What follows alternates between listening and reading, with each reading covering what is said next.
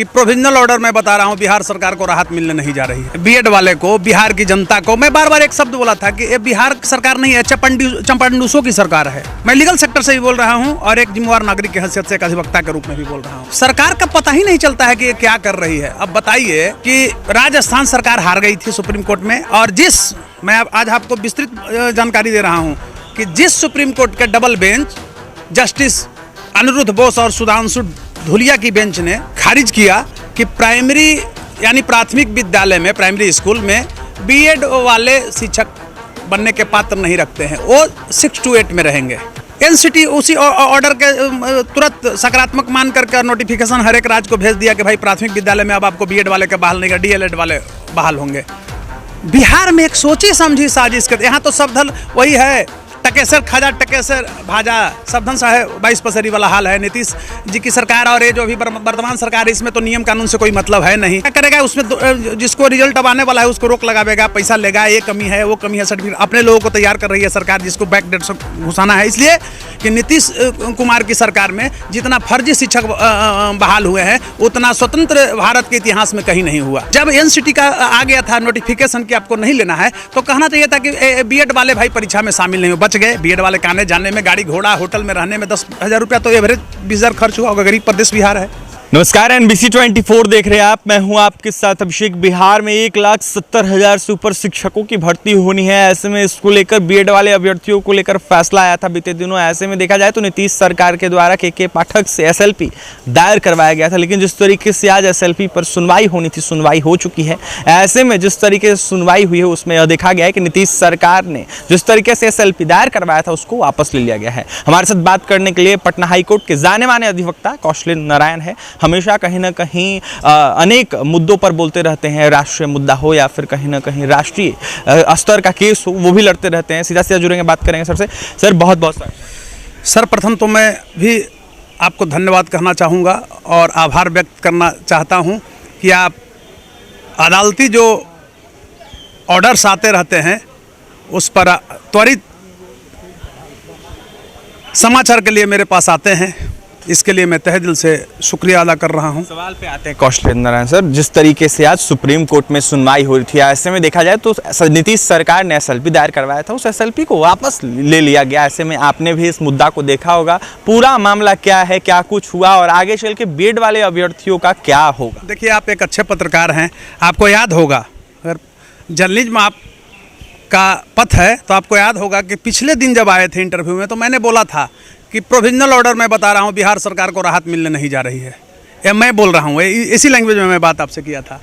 तो आज आप देखें ना, आप समझिए कि सरकार कितना मूर्ख मतलब बनाती है।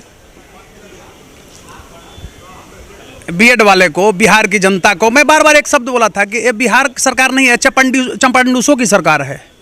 मैं लीगल सेक्टर से भी बोल रहा हूं और एक जिम्मेवार नागरिक की हैसियत से एक अधिवक्ता के रूप में भी बोल रहा हूं। सरकार का पता ही नहीं चलता है कि ये क्या कर रही है। अब बताइए कि राजस्थान सरकार हार गई थी सुप्रीम कोर्ट में, और मैं आज आपको विस्तृत जानकारी दे रहा हूं कि जिस सुप्रीम कोर्ट के double bench justice Aniruddha Bose और सुधांशु धुलिया की बेंच ने खारिज किया कि प्राइमरी यानी प्राथमिक विद्यालय में, प्राइमरी स्कूल में बीएड वाले शिक्षक बनने के पात्र नहीं रखते हैं, वो 6 to 8 में रहेंगे। एनसीटी उसी ऑर्डर के तुरंत सकारात्मक मान करके नोटिफिकेशन हर एक राज्य को भेज दिया कि भाई प्राथमिक विद्यालय में अब आपको बीएड वाले के बहाल नहीं, डीएलएड वाले बहाल होंगे। बिहार में एक सोची समझी साजिश करते, यहाँ तो सबधन वही है, टकेसर खाजा टकेसर भाजा, सबधन साहब 22 पसेरी वाला हाल है। नीतीश जी की सरकार और ये जो अभी वर्तमान सरकार है, इसमें तो नियम कानून से कोई मतलब है नहीं, दलीली ज़्यादा है। तो मैं कहना चाहता हूँ आपको, माने स्पष्ट रूप से कि आनंद फानन में बीएड वाले को भी परीक्षा ले लिया।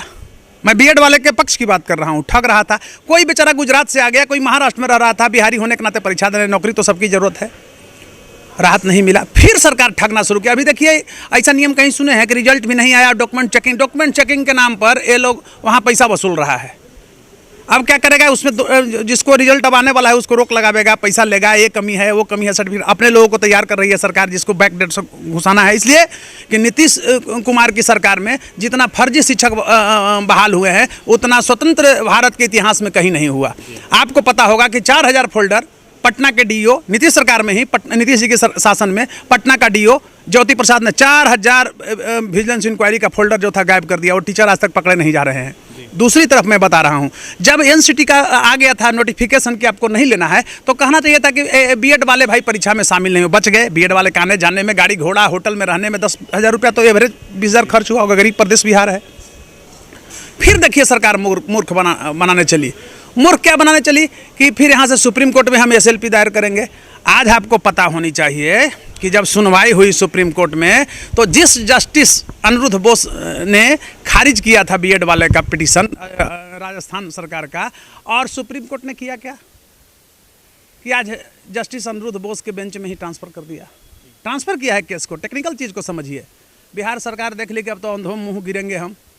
जब इसको बिहार सरकार के अपना पिटीशन पर जब ताकत था और लगता था कि हम जीतेंगे, तो एसएलपी वापस क्यों लिया। और मैं बता रहा हूं, जो लेटेस्ट खबर है, हम भी सुप्रीम कोर्ट से जुड़े हुए हैं, हमारे भी साथी लोग हैं। मैं कहा कि जरा सब बताइए, तो बोला कि बिहार सरकार तो एसएलपी वापस ले लिया, फिर मूर्ख बनावेगी अब बिहार के बीएड वाले को। मैं आपको कहना चाहता हूं अभिषेक जी कि वर्तमान बिहार सरकार में कोई नियम कानून नहीं, चपंडूसों की फौज है। इसको बेरोजगारी से मतलब नहीं है, शिक्षकों के बहाली से मतलब नहीं है। वर्तमान सरकार को, नीतीश कुमार को सिर्फ नालंदा से मतलब है और एक जाति को बहाल करने से मतलब है। समझ रहे हैं ना। जब बीएड वाले का नहीं था तो बीएड वाले को फिर तुमने क्यों शामिल कराया। इसके लिए यहाँ के पब्लिक भी दोषी है। ऐसी सरकार को क्यों करता है जो इलीगल सरकार है, जो नियम कानून को धज्जियाँ उड़ा रही है। आप एक बढ़िया से सोचिए, आप एक प्रबुद्ध पत्रकार हैं, कि जब एनसीटी ने निकाल दिया था कि नहीं परीक्षा में शामिल किया, तो सरकार को बीपीएससी को क्या करना चाहिए था, एक नोटिफिकेशन निकाल देना चाहिए था कि भाई हम शामिल। पटना हाईकोर्ट ने खारिज कर दिया था। आनन फानन में लाखों करोड़ों रुपया बिहार सरकार के बर्बाद करने के लिए, इसलिए कि बिल न बनता है। बिल खूब होटल में जाकर रहा, एक किया, खूब घुमा 10 दिन, जो उसके लिए ड्यूटी जिसको मिला उसमें इन्होंने बर्बाद किया। आज क्या हश्र हुआ, सुप्रीम कोर्ट ने भी खारिज कर दिया, ट्रांसफ़र कर दिया दूसरे बेंच में।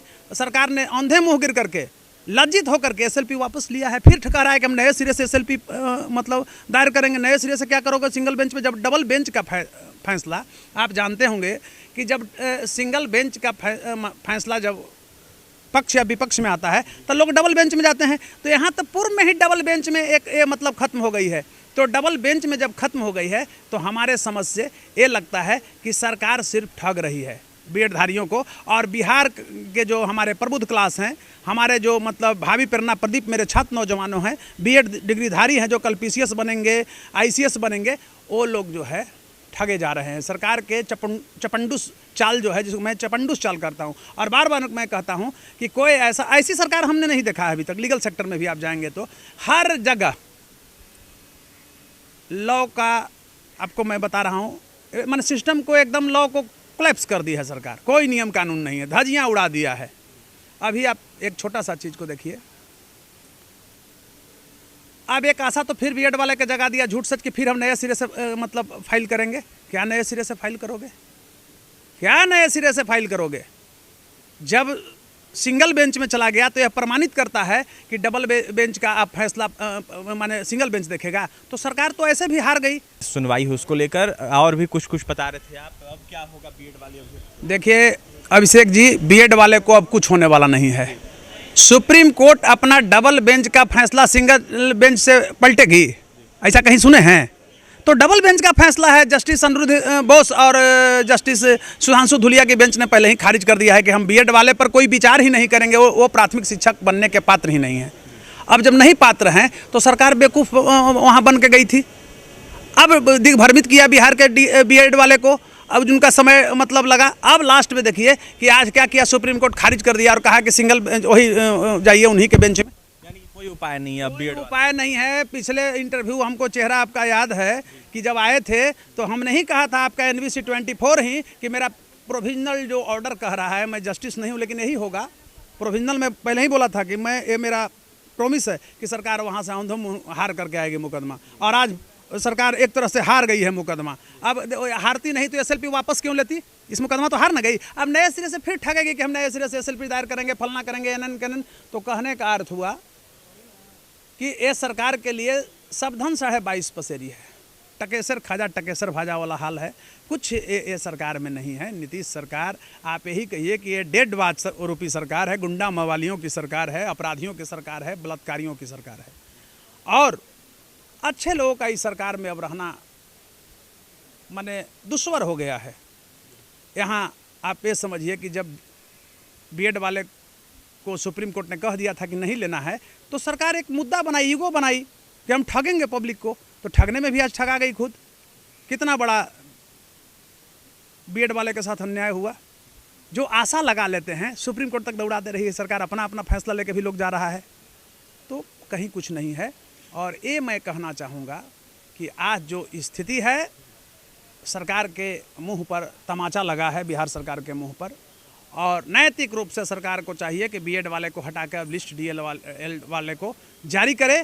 और पहले जो डॉक्यूमेंट का जो चेकिंग हो रहा है, इसमें सरकार पैसा वसूल रही है, अपने जाति और भाई भतीजावाद को ले रही है। और मैं एक चीज़ कहना चाहूँगा आपसे खुल करके, ये कितनी सातिर सरकार है कि जनगणना में आप नहीं देखे, लास्ट में तो बोलना पड़ेगा ना एक एज ए एडवोकेट, जनगणना में नहीं देखे कि इतना दिन से जनगणना को रोक करके रखा, अन्य जाति को जो घटा करके। अब देखिए कि ये लोग दोनों अपने में लड़ रहा है, कुर्मी और धानुक जाति का लड़ा दिया कर दिया है कि अब भूमि, ये हंसने का चीज़ है कि यहाँ मैंने सवर्णों में भूमिहार से भी का तो कुर्मी की आबादी ज़्यादा हो गया, 0.1%। 2.86 मतलब भूमिहारों की आबादी यहाँ है, अब 2.87 हंसने का पच रहा है कहीं जगह, मतलब धांधली और भ्रमित किया जा रहा है। मैं एक बार कह दिया ना कि चपंडूसों की फौज है। जब हार गई थी सुप्रीम कोर्ट में, फिर मूर्ख बनाने गई थी बीएड वाले को लेकर के, एसएलपी लेकर के, तो इसको क्या कहिएगा? तो आस लगाए बैठे थे, वो तो सोच रहे थे हमारे हित में फैसला कहता गया ना फैसला। हमको लोग देखते हैं तो कहते हैं कि आप ऐसे बोलते हैं, तो हम सत्य बोलते हैं, हम बरगलाते नहीं हैं। हम सिंगल अपना पैसा खर्च करके लड़ते हैं मुकदमा। जब जब किसी मुद्दा आया है, बीपीएससी का मुद्दा में आपको याद होगा, सिंगल हम लेकर के आए थे। हम नहीं रहते तो रंजीत रजाक डीएसपी गिरफ्तारी होती। इतना बड़ा घोटाला किया बीपीएससी में, 70 लाख रुपया लेकर हुआ रंजीत कुमार सिंह आईएएस। सरकार क्या किया, 60 दिन में चार्जशीट नहीं जमा करवाया, उसको बेल हो गया। तो हम लड़ने ही का काम न जानते हैं? एक्जीक्यूटिव पावर तो मतलब सरकार में होता है, जुडिशरी में नहीं होता है। जुडिशरी आदेश करता है, तो आदेश तो था कि हम उसको जेल भेजवाएं, आजीवन उसको सड़वा दें। तो नीतीश सरकार में सिस्टम का कोलैप्स है, गुंडा मवालियों की सरकार है, अपराधियों की सरकार है, भ्रष्टाचारियों की सरकार है। 950 करोड़ रुपया खा करके लालू यादव विश्व लेवल का चारा चोर अगर का है, तो नीतीश कुमार तेका को विभाग में उतना पैसा खा गई है सरकार। जी, अब अभ्यर्थियों को लेकर कोई लास्ट ऑप्शन या फिर कह सकते हैं उपाय बचा? कोई ऑप्शन नहीं है, वो लोग अगले परीक्षा की तैयारी करें। हाँ, एक ऑप्शन है, मैं कहना चाहूँगा, इसलिए कि बीएड वाले के लिए मेरे हृदय में भी दर्द है कि सरकार को क्या चाहिए कि 6 to 8 में सीट को अपग्रेड करके और बढ़ा दे, उसमें बहाली हो जाएगी, बीएड वाले भी एडजस्ट कर जाएंगे।